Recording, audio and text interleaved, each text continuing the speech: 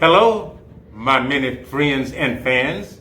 Donald Brooks, along with Miss Von Burton. Hello, Miss Von Burton. Hello. All right.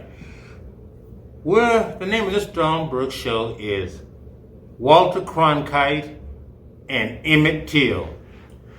And for people not familiar with either one of these two, let me just say something. Walter Cronkite was an anchor of the CBS Evening News way back when, in the early 60s. And Emmett Till, I'm going to start with him first.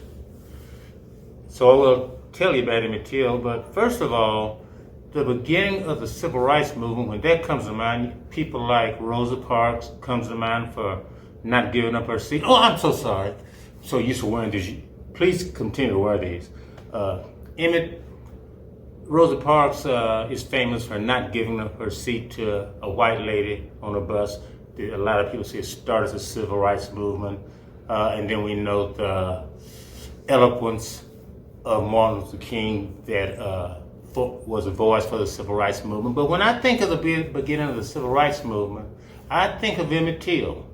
Emmett Till was a young boy, 14 years old, I believe, somewhere around there, from Chicago, who went to Mississippi, went to the South to visit his people, and he allegedly, I have to use that word, whistled at a white woman. Oh, not a white woman. You know, the white part of society, the ones that everybody likes to protect, and, a white woman. Yeah. He supposed to whistle at a white woman. And what happened? Well, the rest, as they say, is history. He was beaten not within an inch of his life. He was beaten and then lynched and died. He was beaten beyond recognition. And his mother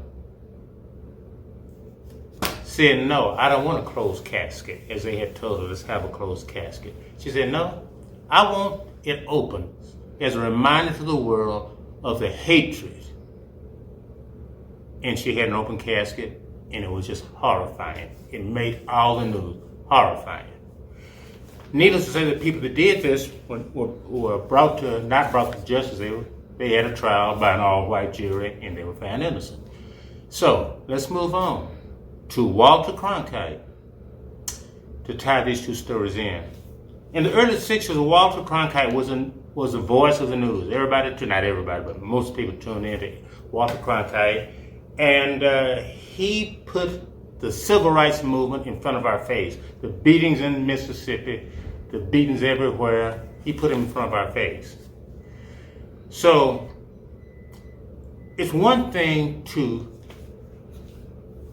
ignore things, but when you put them in front of your face, the way they did, the way Walter Cronkite did, and the way Emmett Till's mother did. So we could see, and there he is, a young 14-year-old boy, beaten beyond recognition. You can't ignore it.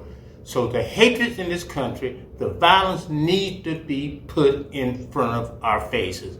Let's not turn the other way. Even if you're decent, put it in front of our face. Put it in all of this. Maybe that'll be an end to the violence and the hatred.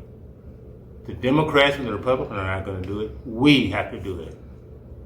Let's stare in the face and say, wrong, wrong, wrong. See you soon.